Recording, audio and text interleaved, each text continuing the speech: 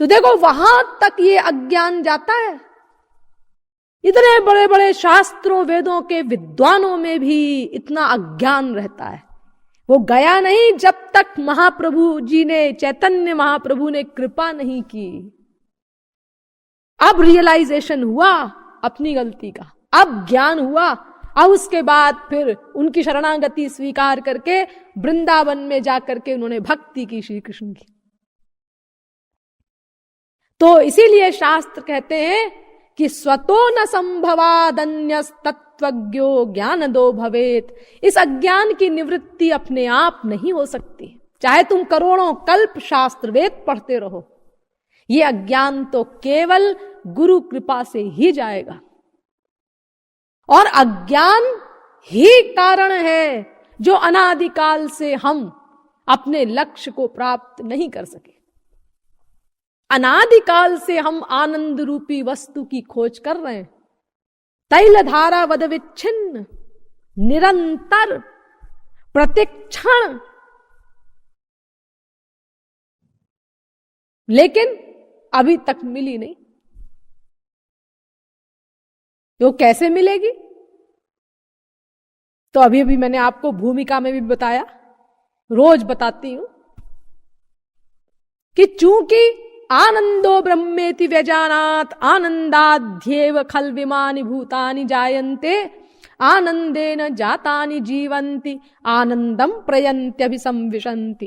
तैत्तिरीयोपनिषद 3री वल्ली का 6वां अनुवाक। रसो वै सह रसग्वम ह्येवायम लब्ध्वा नंदी भवति। तैत्तिरीयोपनिषद 2य वल्ली का 7वां अनुवाक। यानी चूंकि आनंद भगवान ही स्वयं है, इसीलिए भगवत प्राप्ति हो तो आनंद मिले। तो अनादिकाल से हम ईश्वर रूपी आनंद को ढूंढ रहे हैं, लेकिन अभी तक मिला नहीं। इसका केवल एक कारण, क्या? अज्ञान। अज्ञानमेवास्य हि मूल कारणम। अध्यात्म रामायण। अगर ज्ञान हो जाए हमको तो वो वस्तु मिल जाए हमको, और सच पूछा जाए तो वो वस्तु हमको मिली हुई है, प्राप्त है। प्राप्त वस्तु को प्राप्त करना है। क्या बढ़िया बात है। प्राप्त वस्तु को प्राप्त करना है।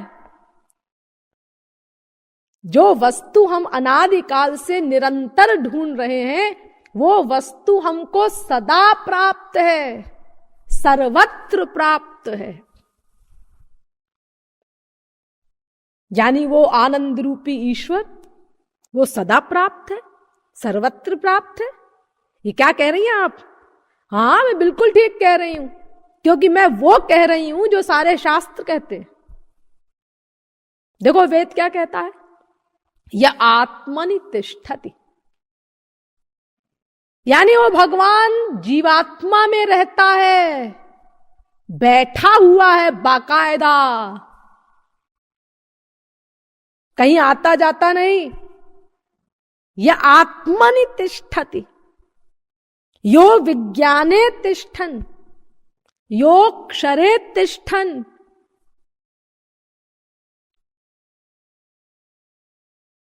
काण्व शाखा में कहा गया यो विज्ञाने तिष्ठन्, यो क्षरे तिष्ठन्, और माध्यन्दिनी शाखा में कहा गया यह आत्मनि तिष्ठति।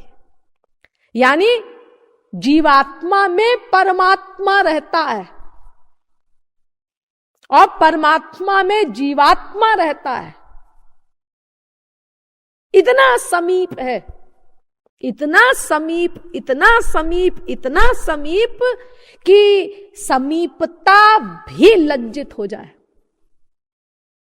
क्योंकि देखो, अगर कोई भी चीज बहुत समीप है, बहुत समीप है, बहुत समीप है, तो भी कुछ तो फासला रहेगा। अरे कम से कम बाल के बराबर तो अंतर रहेगा। लेकिन भगवान तो हमको ऐसे प्राप्त है कि समीप शब्द भी उसके लिए उचित नहीं। क्यों? क्योंकि वो तो हमारे भीतर ही बैठा हुआ है। द्वा सुपर्णा सयुजा सखाया समानम वृक्षम परिखस्सु जाते तयोरन्यः पिप्पलम स्वाद्वत्य नश्नन्यो अभिचाकशीति। श्वेताश्वतरोपनिषद 4थे अध्याय का 6वां मंत्र। समाने वृक्षे पुरुखो निमग्नो नीशया शोचति मुह्यमानः जुष्टम यदा पश्यत्यन्यमीशमस्य महिमानमिति वीतशोकः।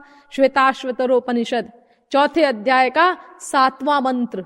एको देवः सर्वभूतेषु गूढ़ः सर्वव्यापी सर्वभूतान्तरात्मा कर्माध्यक्षः सर्वलोकाधिवासः साक्षी चेता केवलो निर्गुणश्च। श्वेताश्वतरोपनिषद 6ठे अध्याय का 11वां मंत्र। यानी निरंतर हमारे साथ बैठा हुआ है, हमारे भीतर बैठा हुआ है।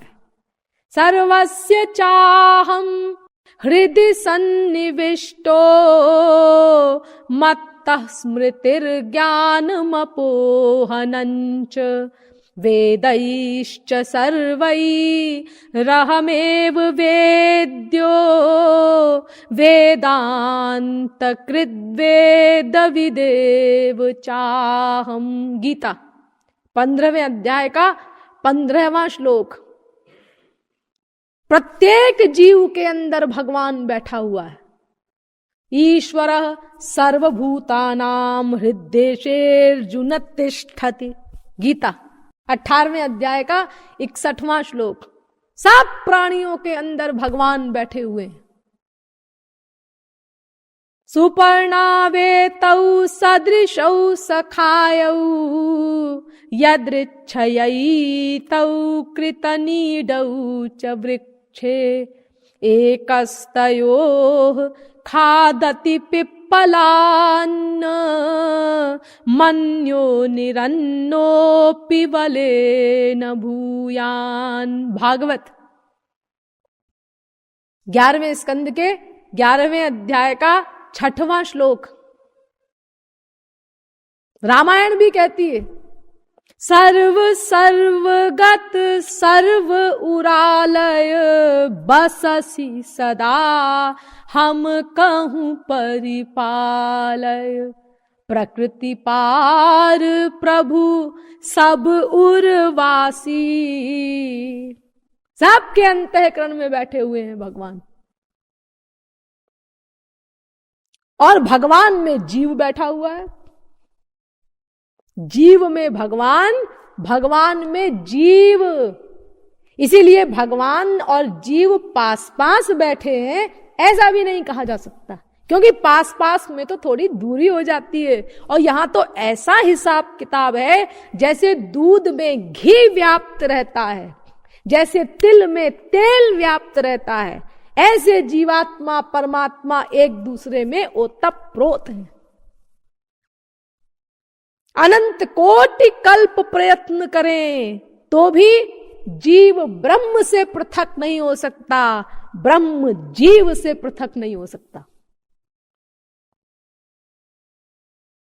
वेद कहता है चेतनश्चेतनानामेको बहूनाम यो विदधाति कामान। वो चेतन को चेतना प्रदान करने वाला है। नित्यो नित्यानाम चेतनश्चेतनानामेको बहूनाम यो विदधाति कामान तत्कारणं सांख्य योगाधिगम्यं ज्ञात्वा देवं मुच्यते सर्वपाशैः। श्वेताश्वतरोपनिषद 6वें अध्याय का 13वां मंत्र। यानी जीव में जो नित्यता है, ये नित्यता उसकी अपनी नहीं है। ये जो नित्य ईश्वर है, उस नित्य ईश्वर की नित्यता उसको मिलती है। उससे ये जीव नित्य बना रहता है। जीव में जो चेतना है, ये चेतना उसकी अपनी चेतना नहीं है। ये परम चेतन जो भगवान है वो उस जीव को चेतन बनाए रखते हैं। ये नित्यता, ये चेतनता, चेतना शक्ति ये भगवान से मिलती है। अगर भगवान जीव के अंदर निरंतर बैठे हुए उसको चेतना न प्रदान करते रहे, 1/100 सेकंड के लिए भी अगर जीव का साथ छोड़ दे तो जीव की सत्ता ही खत्म हो जाए। ये नित्य चेतन, नित्य जीव ये जड़ हो जाए। इसीलिए चेतनश चेतना नाम कहा गया। चेतन को चेतन बनाए रखने वाला वो परम चेतन है भगवान। बाइबल में भी लिखा है, God breathed into his nostrils the breath of life and man became a living soul. अर्थात भगवान ने चेतना प्रदान की, तब ये जीव चेतन बना, चेतन प्राणी बना। तो देखिए, भगवान हमारे अंदर निरंतर रहता है। 1 सेकंड के करोड़वें भाग के लिए भी भगवान पृथक नहीं हो सकते हमसे। इसीलिए नित्य प्राप्त है ही है हमको भगवान। और इतना ही नहीं, वो सर्वव्यापक भी है भगवान, इसीलिए भी हमको सदा प्राप्त है।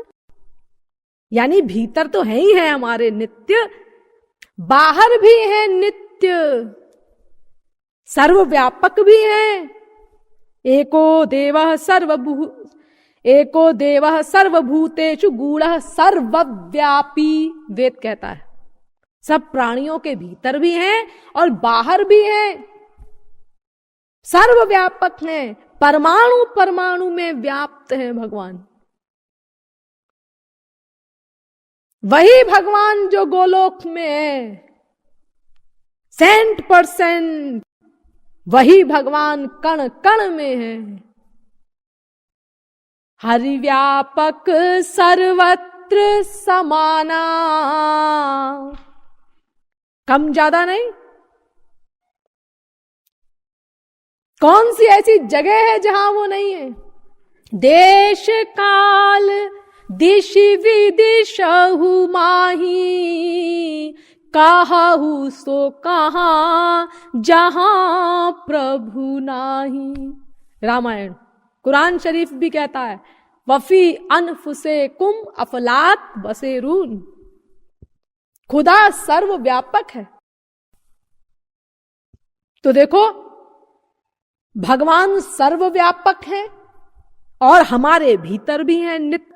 हाँ, तो हम जहां जहां जाएंगे भगवान हमारे साथ वहां वहां रहेगा, भीतर भी, और चूंकि वो सर्वव्यापक है इसीलिए बाहर भी। इसीलिए भगवान सदा प्राप्त है और सर्वत्र प्राप्त है।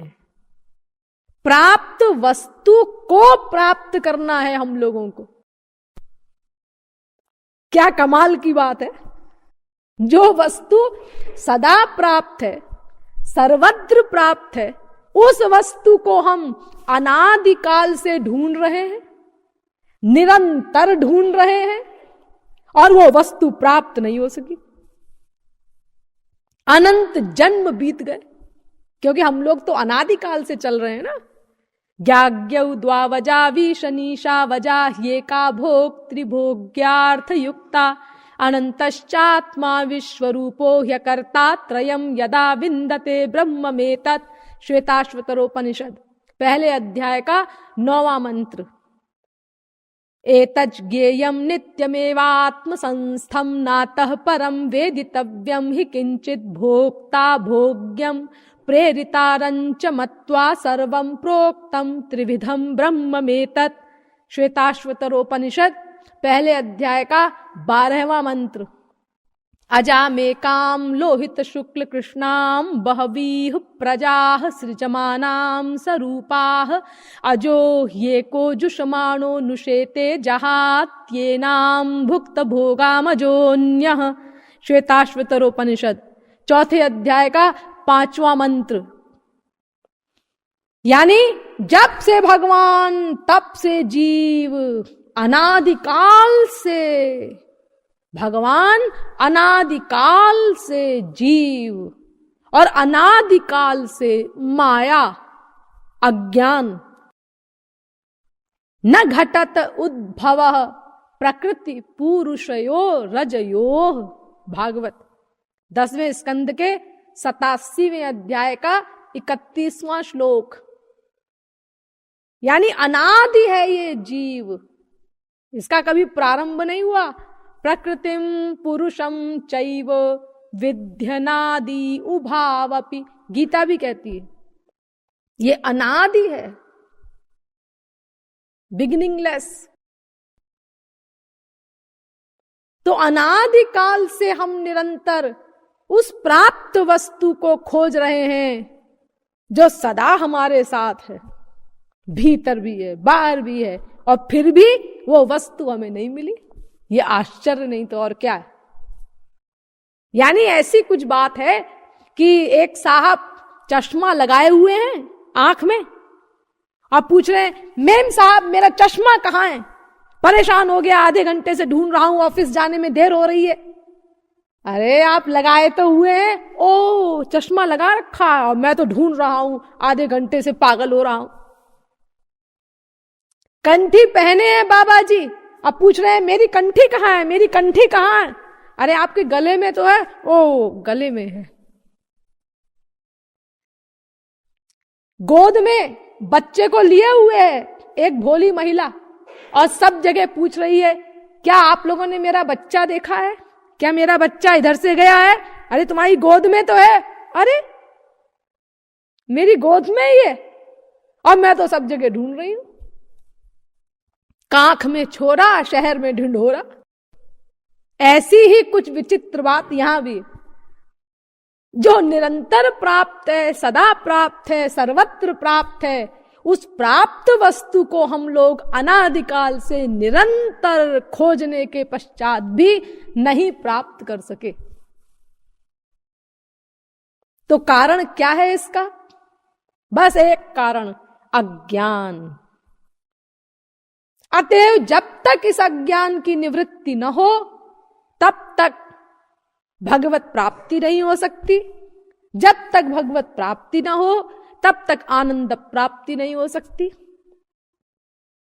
तो ये अज्ञान कैसे जाएगा?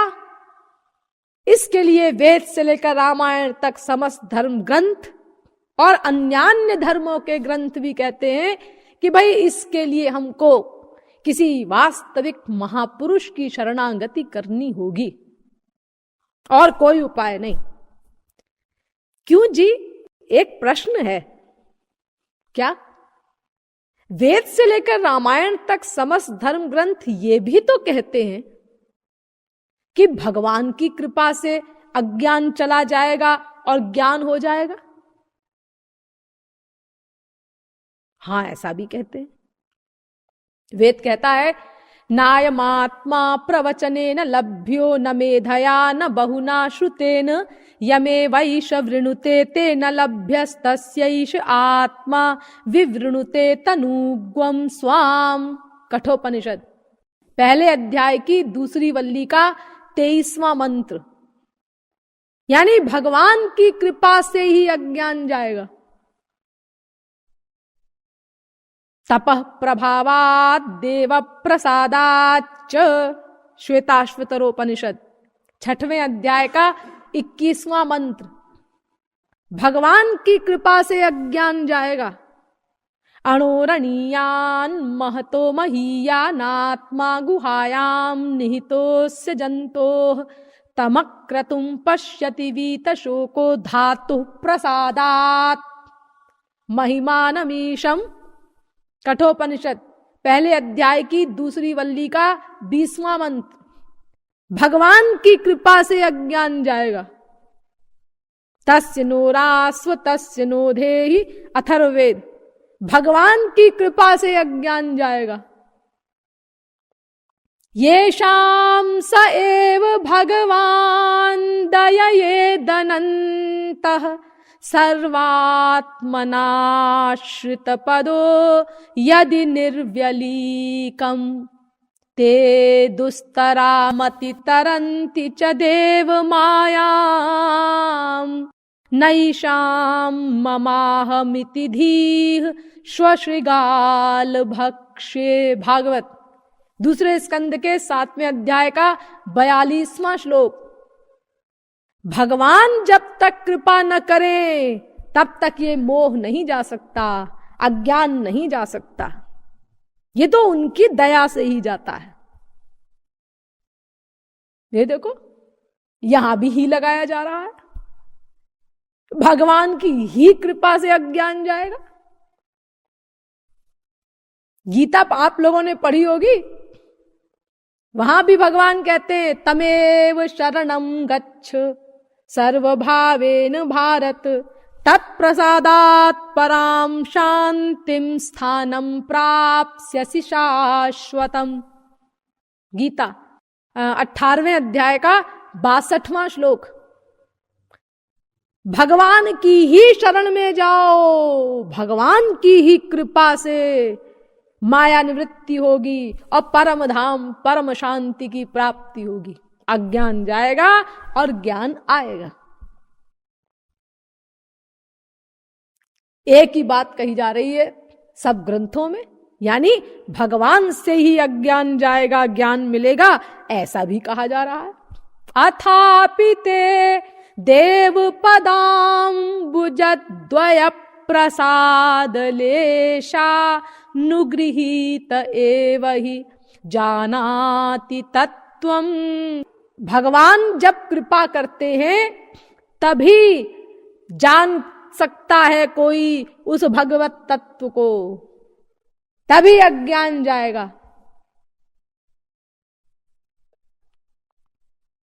चिरम विचिन्वन, करोड़ों कल्प तक कोई खोपड़ा भंजन करता रहे लेकिन बिना भगवान की कृपा के अज्ञान नहीं जा सकता। 10वें स्कंद के 14वें अध्याय का 29वां श्लोक भागवत। बार बार एक ही बात कही जा रही है। अरे रामायण पढ़ी होगी आप लोगों ने, उससे समझ लीजिए। सोई जानई जेहि देहु जनाई जानत तुम्हि हुए जाई। वही आपका ज्ञान प्राप्त कर सकता है जिसको आप अपना ज्ञान करा दें, यानी जिस पर आपकी कृपा हो जाए। तुम्हारी ही लगाई जा रही है, तुम्हारी ही कृपा तुम ही रघुनंदन जानत भगत भगत उर चंदन। आपकी ही कृपा से कोई आपको जान सकता है, और कोई उपाय नहीं। तेषाम सतत युक्तानाम भजताम प्रीतिपूर्वकम ददामि बुद्धि योगम तम येन मामुपयान्ति ते। गीता 10वें अध्याय का 10वां श्लोक। मैं जिनको अपना बुद्धि योग प्रदान करता हूं, मैं जिन पर कृपा करके अपना ज्ञान कराता हूं, वही मुझको प्राप्त कर पाते हैं, मुझे जान पाते हैं।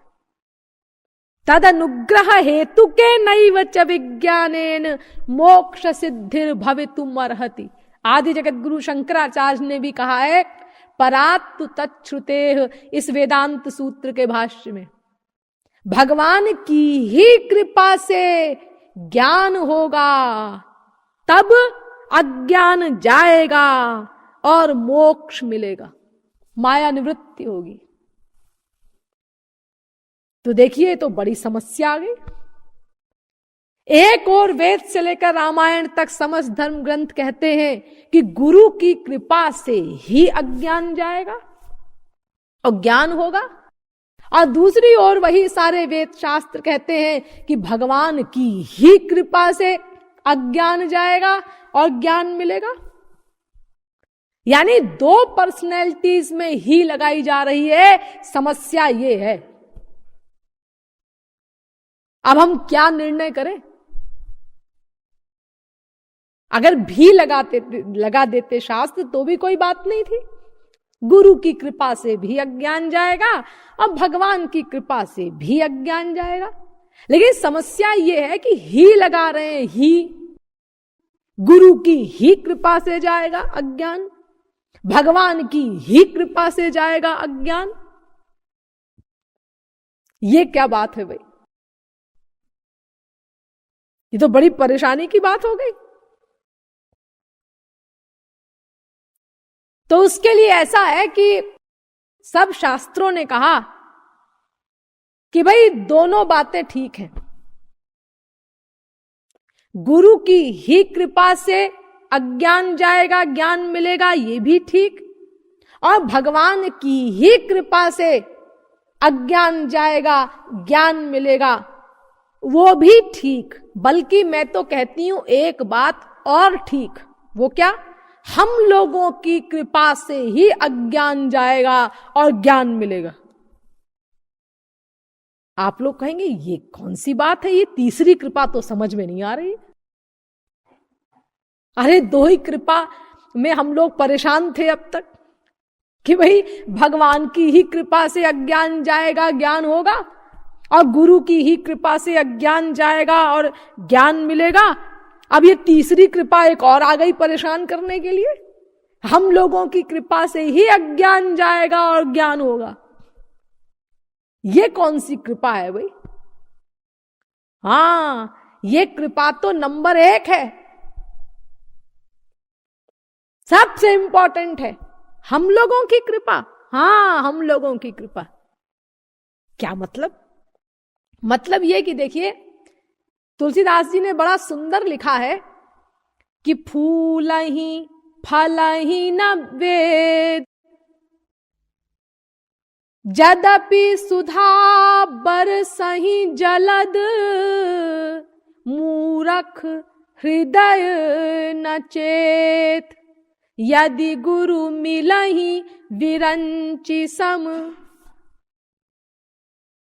यानी आदि जगत गुरु ब्रह्मा भी किसी को गुरु के रूप में मिल जाएं और उसकी गोदी में बैठे रहें, उसकी खोपड़ी पर बैठे रहें, तो भी मूर्ख को ज्ञान नहीं हो सकता।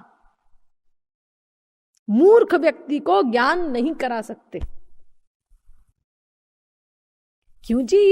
ये अजीब बात लिख दी तुलसीदास जी ने। ब्रह्मा भी मिल जाए तो मूर्ख हृदय न चेत। अरे ज्ञान तो मूर्ख व्यक्ति को ही कराया जाएगा, तो क्या ज्ञानी को ज्ञान कराएंगे वो? अरे जो मूर्ख है, जिसको ज्ञान नहीं है, उसी को तो ज्ञान की आवश्यकता है। ये क्या लिख गए तुलसीदास जी कि मूर्ख हृदय न चेत? हां देखिए, यहां मूर्ख शब्द से मतलब है ऐसे मूर्ख व्यक्ति को जो संसार से विरक्त न हो, उसे कोई गुरु ज्ञान नहीं करा सकता। इसीलिए देखिए तुलसीदास जी ने रामायण में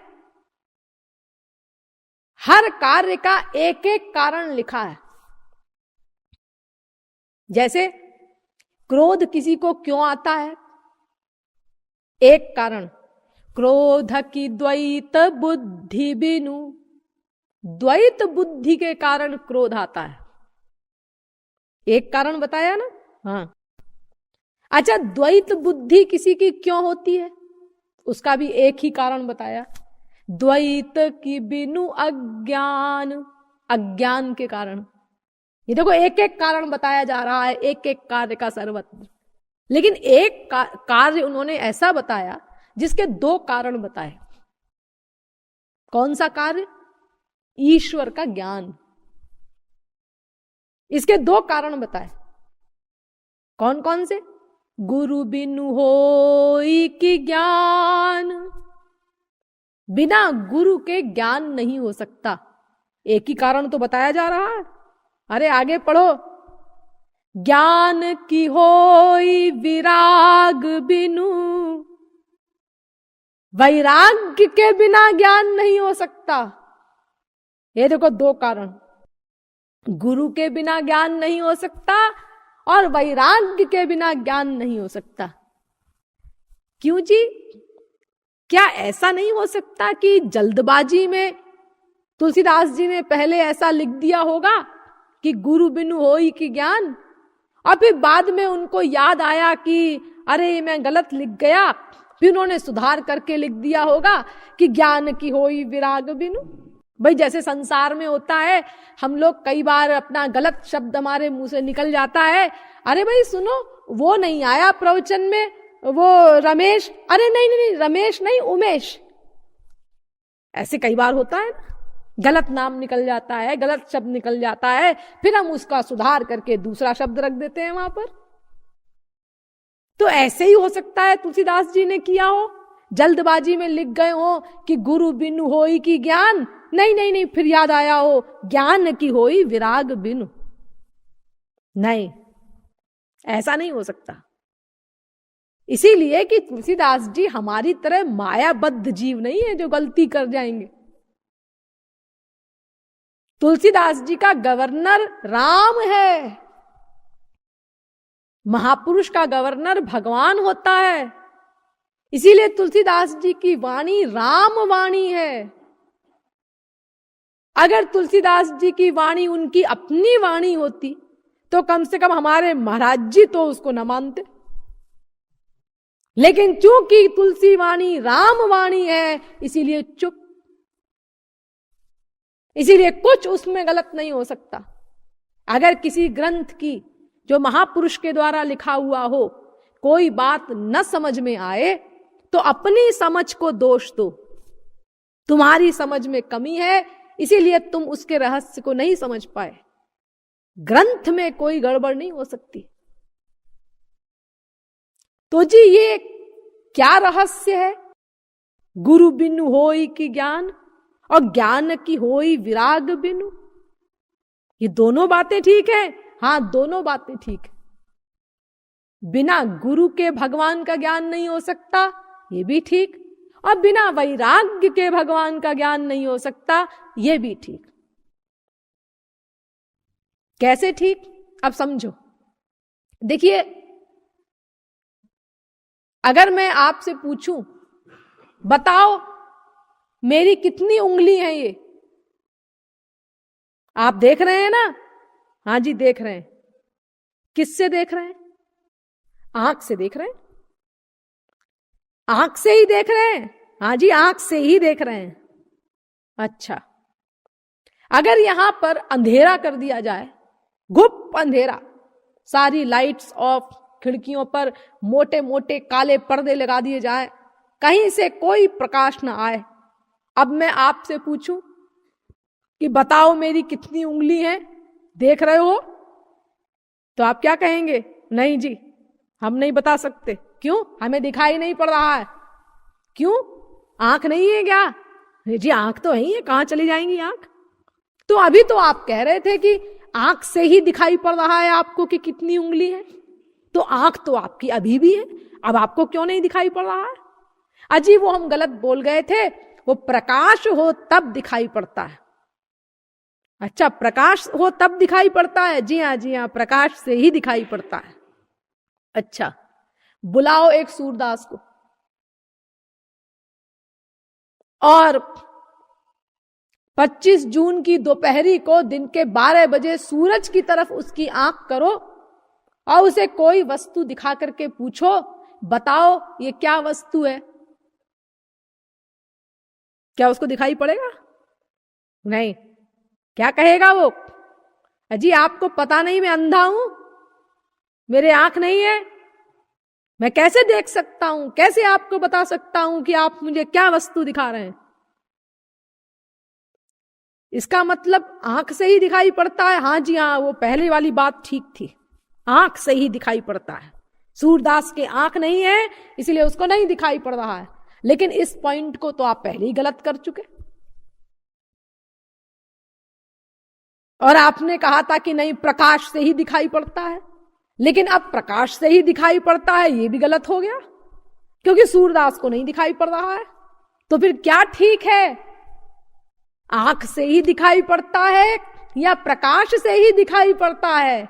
नहीं जी, सही बात यह है कि दोनों चीजें हो तब दिखाई पड़ता है। आंख भी ठीक ठीक हो, लाइट भी ठीक ठीक हो, तब कोई वस्तु दिखाई पड़ती है ना। हाँ, ऐसे ही गुरु भी सही हो और वैराग्य भी सही सही हो, तब ज्ञान मिलता है, तब अज्ञान जाता है।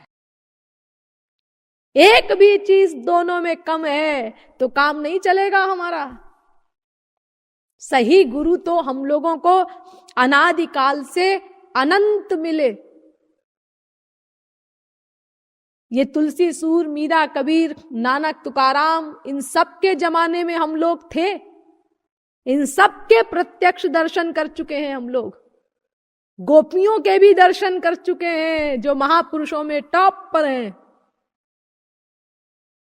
ये जिन भगवान की मूर्तियों का दर्शन करने के लिए आप लोग मंदिरों में जाते हैं, उनके साक्षात दर्शन किए हैं अनंत बार। साक्षात राम कृष्ण के, राधा सीता के, जी हां। और महापुरुष तो सदा रहते ही हैं विश्व में कहीं ना कहीं। और फिर हमारे भारत में तो पूछो ही मत, अनंत महापुरुष हुए हैं। लेकिन हमारा काम नहीं बना।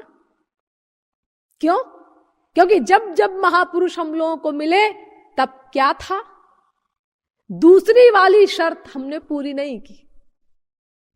गुरु बिनु होई कि ज्ञान, ये हिसाब तो बैठा हमारा। लेकिन ज्ञान की होई विराग बिनु, ये हिसाब नहीं बैठा। यानी वैराग्य नहीं था, इसीलिए इठला करके चल दिए। ये कौन है जी? ये सूरदास हैं, ये वही वेश्यागामी। आजकल देखो क्या तंबूरा लिए हुए हरे कृष्ण करता फिरता है। क्या क्या धूर्त है, दुनिया को ठगने के लिए क्या क्या नाटक करते हैं। ऐसा कहा था हम लोगों ने उस समय। ये तुलसीदास जी महाराज, इनके जमाने में क्या हाल था इनके प्रति लोगों के व्यवहार का। इनके ऊपर तांत्रिक प्रयोग तक करवाए गए काशी के पंडितों के द्वारा। उनकी रामायण को चुराने का प्रयत्न किया गया अनेक बार। रहना मुश्किल कर दिया उनका काशी में। और आज लाखों पंडित इसी इंडिया में उसी तुलसीदास जी की लिखी हुई रामायण के बल पर अपनी फैमिली का पालन कर रहे हैं। लेकिन जब तुलसीदास जी थे तो चारों ओर से उनकी रामायण का विरोध हुआ। ये हम लोगों का धंधा है। जब जब कोई महापुरुष मिलता है, हम लोगों का यही व्यवहार होता है उसके साथ। कीमत नहीं समझते हम, लाभ नहीं उठाते।